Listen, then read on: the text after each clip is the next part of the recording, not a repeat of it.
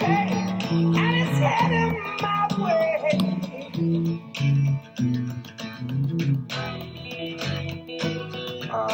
Sometimes I grow so tired, but I know it's not one thing I got to do. The time is now. Sing my song. I'm going round the world and I find myself on my way. What is going on, everybody, and welcome back to another installment of the Rambling Men Sports Podcast. As you can see, it's just me this week. I talked to James, and he wasn't able to come back this week, but the indication I got says next week is probably when he's coming back. So really looking forward to that. And I had one of my friends scheduled to come on, and then at the last second, he bailed on me. Chaz, if you're listening to this, I'm mad at you for that. I'm dead serious. He told me earlier in the day that he was going to come on the show. And then when I texted him about an hour before he was scheduled to come on, I was like, just let me know when you're ready. And he said, I'm not going to make it, man. I went out with some people instead. And I was like, you motherfucker. So anyway, it's just me this week. I hate doing these alone, so I really hope James is able to come back. I really don't have a ton of topics. I'm going to keep this fairly short, probably not going to be very long. But to start things off, obviously, Final Four national championship. Villanova wins its second national championship in 3 years. This is why I really wanted to have James on. Wilmington, Delaware native Dante DiVincenzo was named most outstanding player. He recorded 31 points, 5 rebounds, 3 assists, and 2 block shots coming off the bench in the national championship game.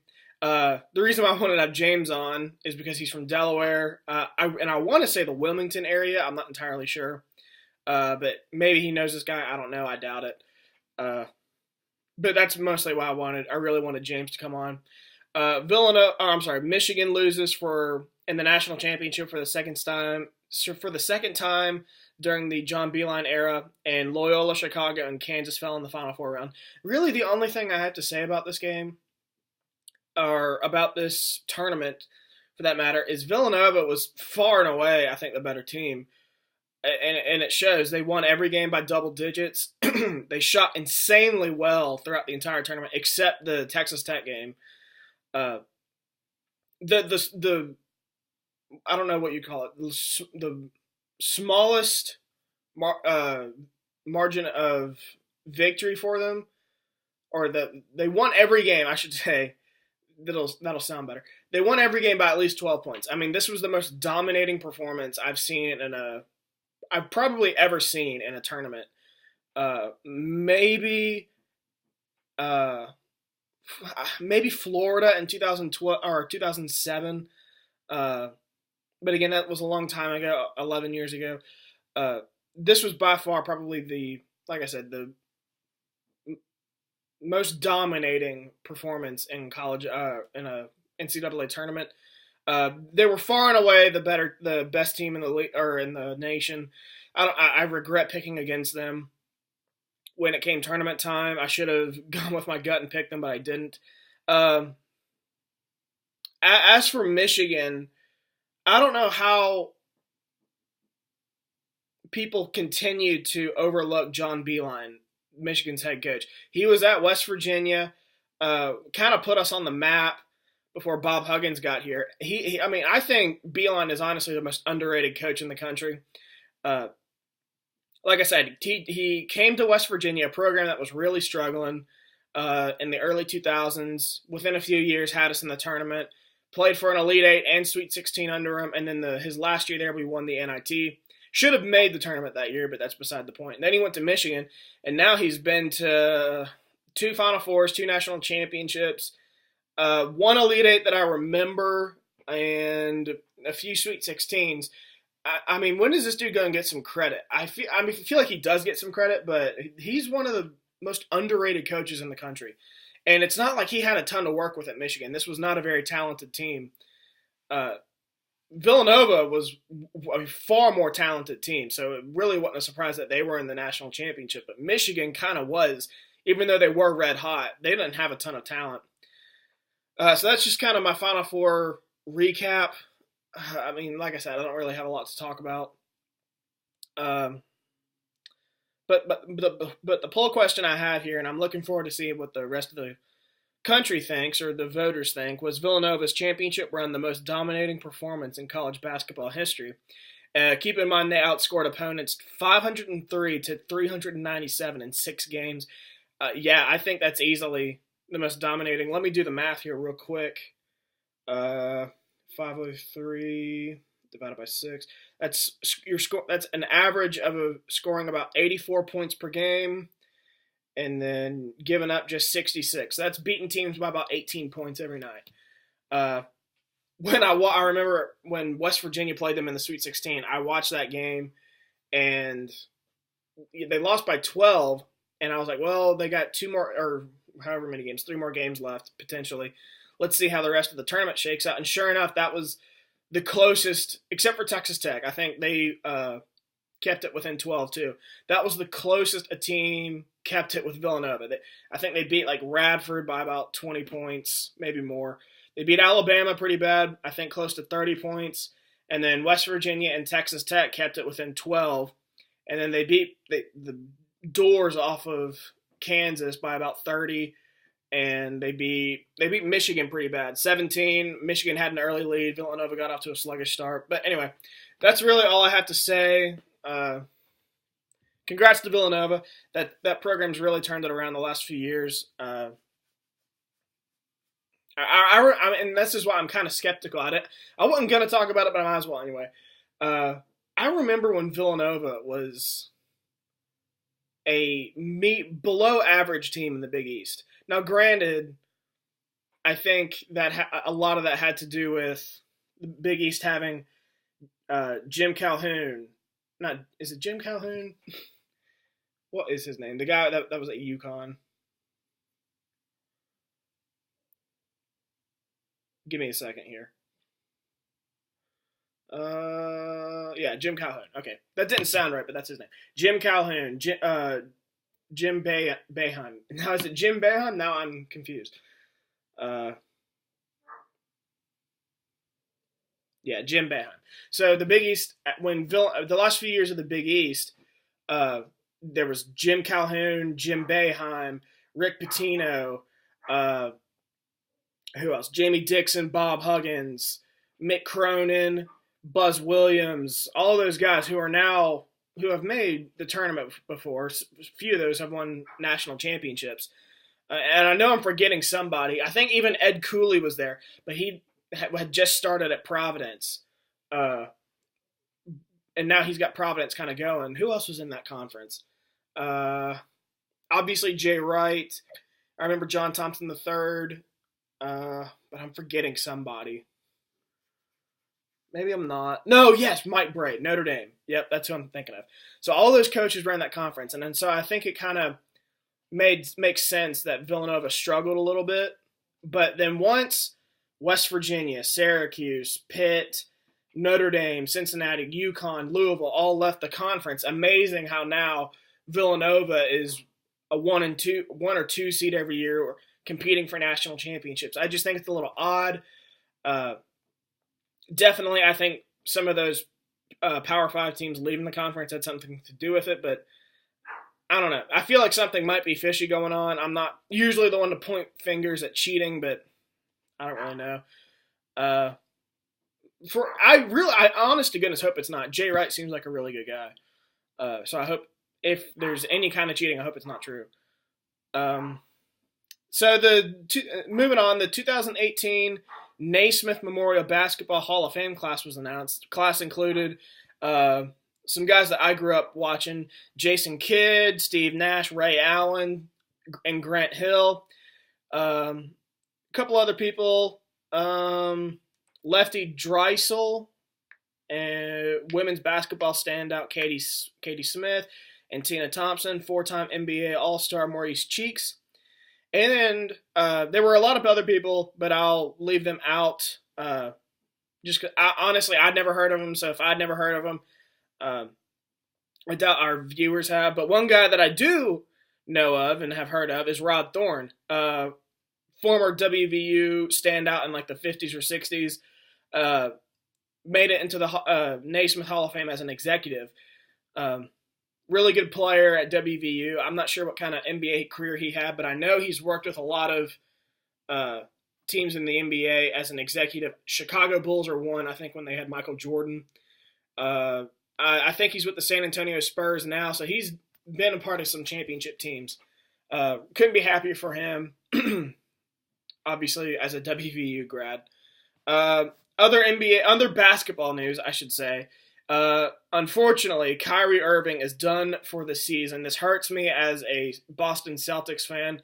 He was really the only chance the Celtics had of making a deep playoff run, and it's just a shame. Danny Ainge really went out of his way to acquire both Gordon Hayward and Kyrie Irving last offseason, and Gordon Hayward breaks his leg first game of the year, and now Kyrie Irving's done for the season because of a knee injury.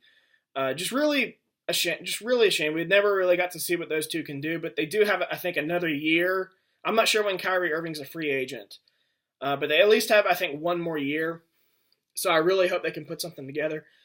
But as for this injury, I can't say I'm that surprised. I remember getting an alert as a Celtics fan. I get alerts on my phone and stuff, and I remember getting an alert that he could be out 4 to 6 weeks, and I was like, well, I mean that's well into the postseason at that point. Might as well just let him sit. And sure enough, that's what they're doing. So this injury is an aftermath of a left knee surgery. He will undergo another procedure Saturday. Irving will, to remove 2 screws from his patella that were inserted in 2015. The team said a bacterial infection was discovered at the site of the screws when Irving had his most recent surgery on March 24th. The procedure Saturday will ensure no infection remains in the knee. Irving is expected to make a full recovery in 4 to 5 months. So I don't mind it at all. Boston wasn't going to win it all anyway. Probably wasn't going to go to the finals. Let them sit. Let them get healthy. And same with Gordon Hayward. Let those two guys get healthy, and then try to make a run at somebody in the offseason and get better. But discussion, how much does this injury shake up the NBA postseason? I think a little bit. If the season ended today, if the regular season ended today, I believe the top 4 seeds in the East would be Toronto, Boston, Cleveland, and Philly. And now that Kyrie Irving is done, and probably Gordon Hayward's done for the year, even though he's posted videos of him working out and shooting baskets, I think it's safe to say he's not coming back, though. I think this clears a path for the Cavaliers, even though I would pick them to win the East anyway. This just gives them a clearer path to the Eastern Conference Finals. Then they got to beat a team in Toronto that really has nobody that can guard LeBron James, so they should make short work of them, and then they'll go to the finals and face Golden State or Houston once again. So it really doesn't shake up the postseason that much. If anything, it just gives Cleveland a clearer route to the finals. Poll question: how deep in the postseason do you think the Celtics can go without Kyrie Irving? This team has actually been playing pretty well without him. I think they've won like 3 of their last 5 or 3 of their last 4, something like that. They're playing pretty well. But I think, like I said, if the season ended today, I believe Boston would have the 2 seed in the East, and I think they'd face Washington, the Washington Wizards. And I think I'd probably take Washington to win that series, just because Washington is a playoff caliber team. They've made the postseason, the last few years. They know how to win a series. They have 2 really good guards, and John Wall and Bradley Beal. They got a good coach. I would probably take the Wizards to upset the Celtics in the first round. I could see the Celtics pulling off a first round series win and moving on to the second, but I don't see the Celtics getting any farther than that. And then staying in basketball, reports came out this week that several teams are interested in trading for San Antonio Spurs forward Kawhi Leonard this offseason. There's been a lot of this swirling with Kawhi Leonard. First, it was the injury. He's had I think, quad injury for the last few weeks. Even though he's cleared to play, he hasn't played.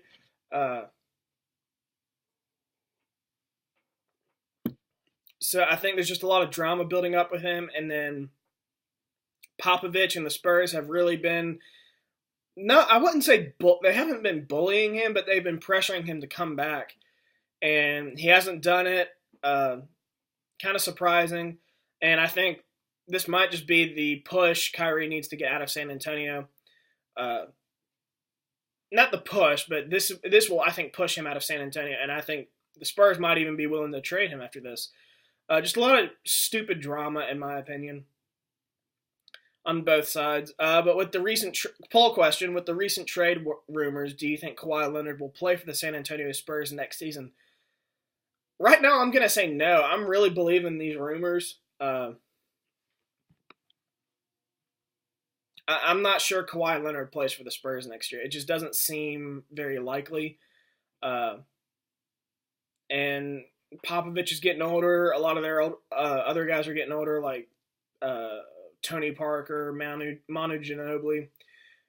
Is Pau Gasol even on that team? I don't even know.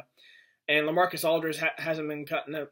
So I think this might be just if they trade him, I think this means the Spurs are pretty much done anyway. They're not going to win a title or compete for a title in the foreseeable future. So maybe this just allows them to be like, you know what, we're not going anywhere. Popovich retires or whatever. Let's just start over and rebuild. And I really think that could happen this offseason. Kind of hope my Celtics can get involved somehow. I'm not sure how Kawhi Leonard would fit on the Celtics because they already have two really good wing players in Gordon Hayward and Jason Tatum. I would imagine, though, if they make a run for Kawhi Leonard, they're going to have to get rid of probably Jason Tatum, and I'd hate to do that. He's only a rookie, and he already looks like a star, and he's younger than Kawhi, so I'd like to be in the running for Kawhi. I'm not sure I'd want him on our team because I'm not sure how he'd fit, and I really don't want to give away Tatum. So now my last basketball topic. I'm going to do my own top 10 power rankings in the NBA. I'll start at number 10. I think last time I went 1 to 10. So I'll start at 10. I really tried to leave this team out, but the San Antonio Spurs, team I was just talking about, like I said, I tried to leave them out, but I just can't forget about Popovich, and I still feel like that team can win a playoff series without Kawhi, especially if they go up against, I think if the season ended, they'd face Utah in the first round. And I think I'd take the Spurs. I don't know enough about the NBA. This is why I wanted to have my friend Chaz on. He knows more NBA than I do. And I feel like the Spurs would win that series against Utah. At number 9, I have the Indiana Pacers. Pacers have been a surprising team this year, and they're playing really well right now. They've won 12 of their last 17. I think they are the current number 5 seed in the East. Really interesting to see what that team can do in the postseason. At number 8, I have the Oklahoma City Thunder. Even though OKC hasn't played particularly well this year, there's still so much talent on this team. They're probably going to end up being a 6 or a 5. They're not that far out. I think like outside of Golden State or Houston and Golden State, the 3 seed through like the 6 seed is almost interchangeable, and like less than the game apart from each other. So I could easily see Oklahoma City getting the 3rd seed or falling to the 6th seed. But anyway, I'd probably take them to get to the second round of the playoffs. At number 7, I have the Utah Jazz. Utah, this is a team that has been surprising. After losing Gordon Hayward, I really wasn't expecting them to do much. But the Jazz have a lot of young talent. Donovan Mitchell looks like a star. He's likely going to be Rookie of the Year. They won 14 of their last 17 games. I won't be surprised at all if this team can get to the second round. I doubt they'll be able to pull off an upset over Houston or Golden State. At number 6, I have the Portland Trail Blazers. Again, this is another team that has kind of come out of nowhere. They're on fire. They've kind of cooled off a little bit, but they were on fire a few weeks ago. They're now they went from, I think the last time I did these power rankings, they were like the 6th seed in the West. Now they've jumped to the 3rd, so that they are playing really well. Another team that's playing really, really well, and my 5th team right now in my power rankings is Philadelphia. I know James is going to love that. He's obviously a huge Philadelphia fan and everything. But the 76ers are red hot. They've won 12 games in a row. This team, I really think, could get to the Eastern Conference Finals and face LeBron James. I don't think Toronto has anybody on its – the Raptors do have 2 really good guards, and I'll get to them in a minute. And the Philly really doesn't, but they don't have anyone that can guard – I don't think they have anyone that can guard Ben Simmons or Joel Embiid.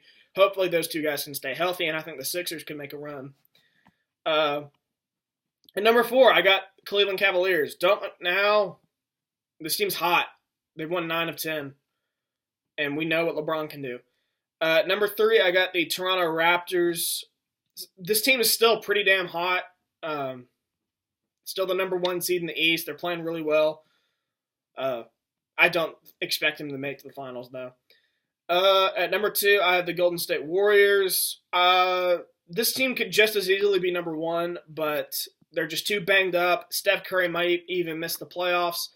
I think Kevin Durant's hurt. I think I've heard Draymond Green's hurt. This team's just really banged up. They should, even without Steph, they'd probably still make the Western Conference Finals. But once they get healthy, I won't be shocked at all if they make the finals again. And at number 1, Houston Rockets. This team is clearly the best team in the NBA right now. They have a 6-game lead over the Warriors in the West. They won 9 of the last 10. They're just insanely hot. I'm really liking this team in the postseason. Let me get a drink here. All right, so now shifting from basketball to baseball now. Opening day was just a few weeks, it was last week. So really this has been opening week. And just some of the headlines so far, the Houston Astros off to a great start, 6-1, the defending champs, got their World Series ring. I actually saw it. It looks amazing. Probably the 2 biggest surprises so far are the Pirates. I think they're 5-1. I didn't expect the Pirates to do anything, but granted, they haven't really played anybody. I think I wrote about it on my blog. They've played Cincinnati, who's not very good. They played Detroit, who's not any good. But I do think they played... Did they play? I don't think they played the Cubs. They played somebody in Minnesota. That's who it was. They played Minnesota and split with them. So they haven't really played anybody except Minnesota, but 5-1's 5-1. And the Cubs are off to a bit of a sluggish start. I think they're 3-3. Struggle with Miami. I think since then they've been a little bit better. But again, they haven't really played anybody. They played Miami and Cincinnati. They are playing Milwaukee now at Milwaukee, and they beat them pretty bad the last 2 times. But Pittsburgh, I think, will trail off eventually. They'll lose steam, and the Cubs ought to pick up steam. They got some new faces in the clubhouse. They ought to be fine. And then one guy who was my pick for AL Rookie of the Year and was kind of a wild card going into this season, no one really knew what to expect, to Shohei Ohtani, and he's off to a really strong start. He pitched, I think, Saturday or Sunday last week. Six innings pitched, 4.5 ERA, 6 strikeouts. In his start, not bad at all. And then hitting-wise, I think he's DH'd a couple times. He's batting like over 400 and has 2 homers and 5 RBIs. He's off to a great start. And this is so typical.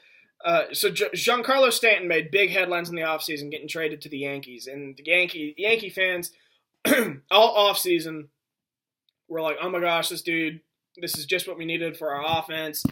We're going to light people up. We're going to score 10 runs a game or whatever. And so Stanton homered twice in his first game as a Yankee, and the Yankee fans were going berserk, like, oh my gosh, this team's unbeatable. And then they play their first home game at Yankee Stadium. Stanton goes 0 for 5 with 5 Ks, and Yankee fans boo him. That is so New York. And it's honestly, that's so Giancarlo Stanton. I love Giancarlo Stanton. He's a great player, but that's the way he plays. He's going to hit 2 bombs one day, and then he'll go 0 for 5 with 5 strikeouts another. A lot of strikeouts. He's not – if Yankee fans thought he was going to be like a 350 hitter hitting 60 bombs a year, he might hit the 60 bombs. He's not hitting 350. He's going to be about a 270, 280 batting average. Which there's nothing wrong with that. I think the average is 250. 270 is a good year. Yeah, I'll start with this next one. And my New York Mets starting rotation: Syndergaard, DeGrom, and Noah Syndergaard, Jacob DeGrom, and Matt Harvey. Looking really good so far. They've given up just 9 combined runs, I think, in 5 starts between each of them. Cespedes has the hot bat for the Mets, and Conforto was just cleared to play and hit a home run in his first game against Washington the other day. This team already looks like it's 2015 form. The Mickey Callaway era is off to a great start. I'm really liking this Mets team so far. And then the last headline I have here, this is another reason why I wanted James to come on the show.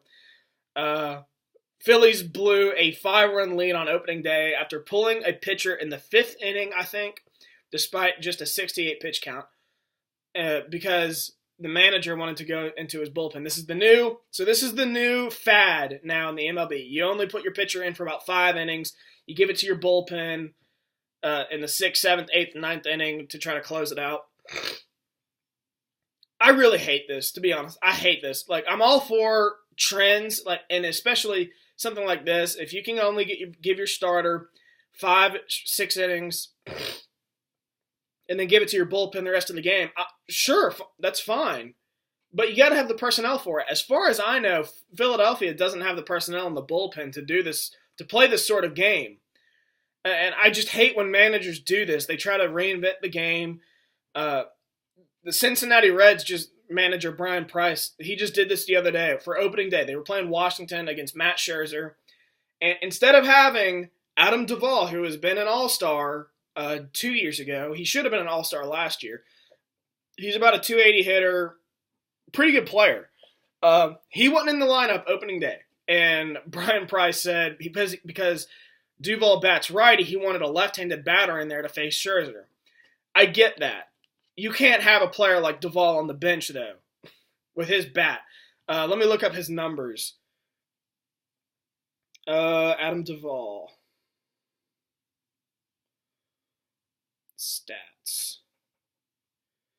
He's a career... Let me find out.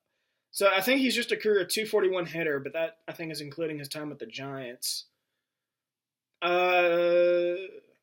He's been with the Reds since 2015, and his batting average, let me find it.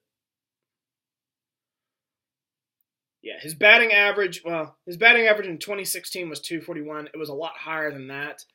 And in 2017, his batting average was 249.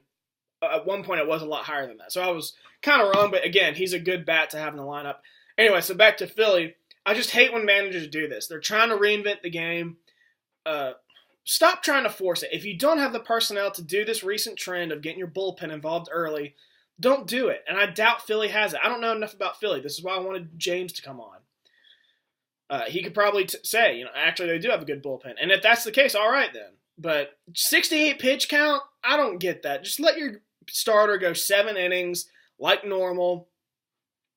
Get to 85, 100 pitches or whatever, and then give it to your bullpen. I don't get that at all. I really hate when managers do it. Other baseball news, my guy, Charlie Blackmon, agrees to a 6-year extension with the Colorado Rockies. Sources say the deal could be worth as high as $160 million, roughly about $20 million a year.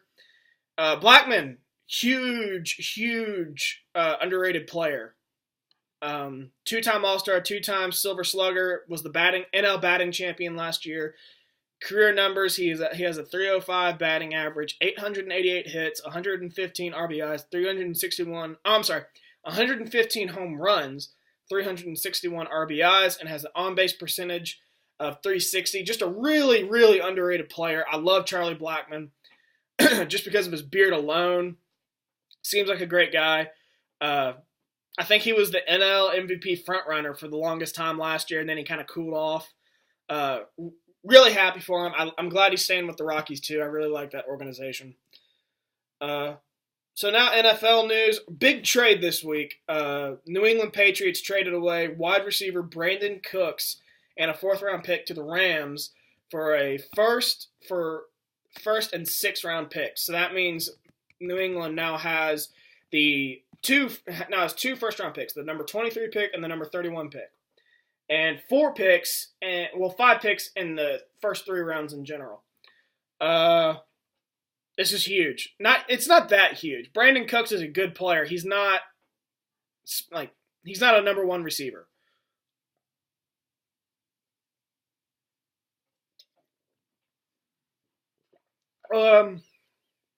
He's a good player. Don't get me wrong, but we act like he's a number 1 receiver, and he's not. He put up. Now, granted, he wasn't necessarily a fit in New England's offense, but he put up worse numbers in New England's offense than he did in New Orleans, with a better quarterback, in my opinion, than Tom Brady. That's not a knock on him. It's just he wasn't really a fit for New England's offense. So I'm not really surprised at all that they're getting rid of him. But now, this is something interesting, but now, with 4 picks in the first round, in the first 2 rounds now, do you think New England potentially trades up to draft one of the top quarterbacks? They just traded away Jimmy Garoppolo. Tom Brady's getting up there in age. I won't be shocked at all if this happens. I don't think it will, though. Just because they have the number 23 and 31st, the 23rd and 31st pick, that's just an awful long way to drop somebody off. For instance, like if they would go to the Giants and say, hey, we'll give you our 4 picks in the first 2 rounds for the number 2 pick, I probably wouldn't do it, just because if I'm the Giants, I go from number 2 pick and potentially draft my next franchise quarterback, and I have to drop to the 23rd pick. I don't like that. I wouldn't do it.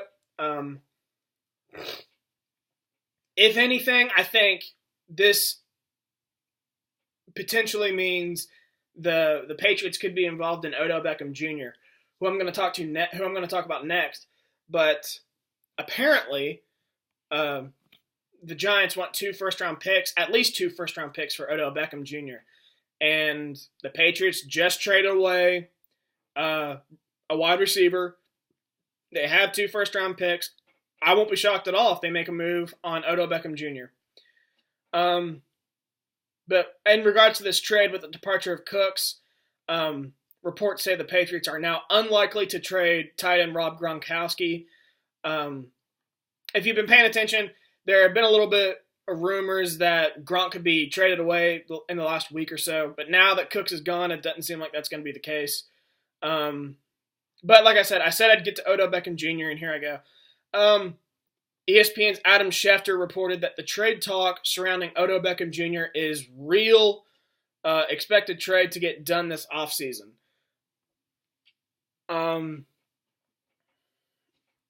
Again, I think this is more evidence that the Giants are looking to rebuild. I think I said it last week. Maybe I didn't. Pretty sure I did, though. I think the Giants, they did a great job of fooling us and saying, yeah, I did mention this last week to my friend Taylor. They did a great job of fooling us earlier in the offseason that they came out and said, we still think Eli's got a few more years. Then they acquired Alec Ogletree. And the Combine, there was a lot of hype surrounding Saquon Barkley to the Giants. So even then at that point, I even fell for it. I was like, okay, maybe this team isn't going to rebuild. But now they traded away Jason Pierre-Paul, one of their great pass rushers. I think I heard a rumor that they're looking to cut Olivier Vernon. Now they're looking to trade away Odell Beckham Jr., who, by the way, should get traded just because he's a cancer and a diva. But again, I think there was even a report this week. The Giants really like Sam Darnold. So they're laying the groundwork, I think, to fool everyone and be like, we're going to take a quarterback, we're going to rebuild, look to the future, that sort of thing, which is what they should do. But poll question, do you think Odell Beckham Jr. gets traded this offseason? I'm going to say yes. Whether or not he goes to the Patriots, I don't know. I think that's a team that could be interesting. I don't think they should give away those first two first-round picks, though. I really think the Belichick and the Patriots really need to revamp that defense. You remember that Super Bowl. The Patriots got torched by Nick Foles and the Eagles. There was something, I think the Eagles had 500 yards of total offense, scored 41 points. They have got to get better defensively. And I think keeping those first two picks, get a corner, get a linebacker, get an edge rusher even. That's what New England needs to do. Then maybe if a quarterback falls to them at that point, definitely take a quarterback. But I don't think Odell Beckham Jr. is going to the Patriots. I just think it's interesting. Now that the Patriots traded away a wide receiver, they have 2 first-round picks. Both of those, one of those is what the Giants want, 2 first-round picks. And they need a new wide receiver now. I think it's interesting. I don't think it'll happen, though. I think Odell Beckham Jr. is going to go somewhere else. I don't know where. But I am buying into the hype that I think he gets traded this offseason. If the Giants really want him gone, which I think they do, they'll take a lesser offer. And in my opinion, I think they will. I think they set the groundwork the bar, I should say, at 2 first-round picks. I think someone's going to negotiate that down. Whoever it is, I don't know. So that's kind of it. I've kept this pretty short. So recap last week's poll questions. Number 1, which team do you think will win the men's basketball national championship? 50% of the vote said Villanova. 25% actually said Loyola Chicago. 17% said Michigan, and 8% said Kansas. So for the most part, they were right with Villanova. Number 2, was it necessary to simplify the NFL's catch rule? 80% said yes. That's not really surprising. I think I said it last week. We, the fans, and I think the NFL, really overcomplicated that rule.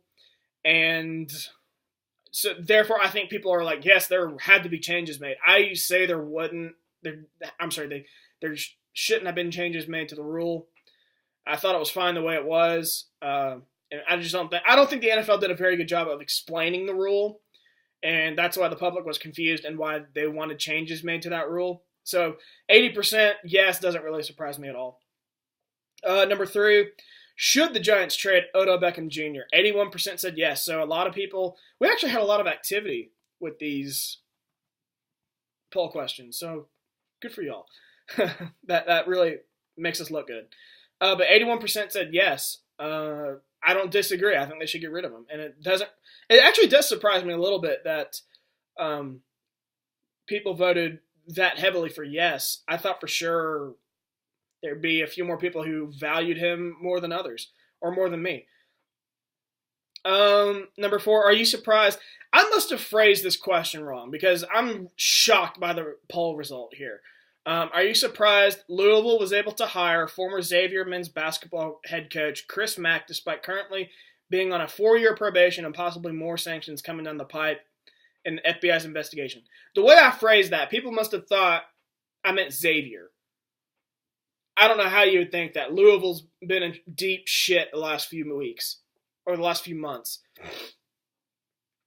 So 74% said no. I'm shocked by that. I must have phrased that question wrong. That's on me. I don't get it. But I guess other people aren't surprised, even though I am. Last one. Are the Golden State Warriors still the favorite to win the NBA Finals if Steph Curry can't play in the postseason? This one was pretty surprising. 76% said no. Really surprising. I thought they'd say Yes, just because they still have Kevin Durant. Now I've lost track. Kevin Durant, Klay Thompson, Draymond Green, and a deep bench, good head coach. I thought they'd get more yeses, but obviously people think like me. Point guard is the most important position. Steph Curry is one of the best ones. You take him out of the equation, I think it's going to be a lot harder for the Warriors to win.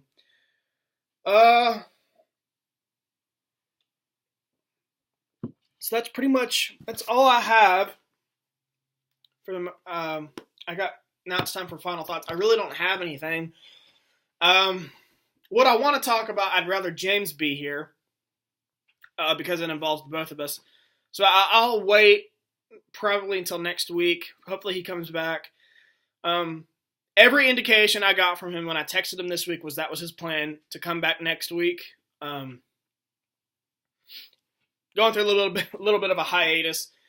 Like I said, he should be back next week. I'm counting on him to be back next week.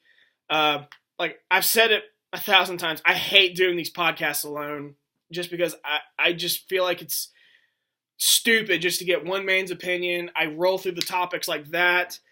And then with two people, sometimes you don't even get, or with two people, you maybe get another point of view that changes your mind on topics.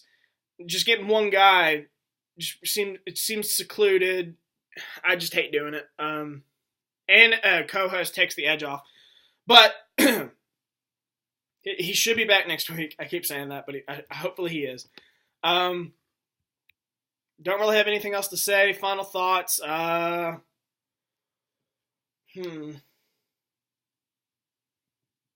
Baseball. I don't know. Baseball. Go watch baseball, guys. It's fun to have it back. Y'all have a great weekend. Hopefully, I meant to say this earlier. Hopefully, everyone had a happy Easter last weekend. But have a good week. We'll be back next week.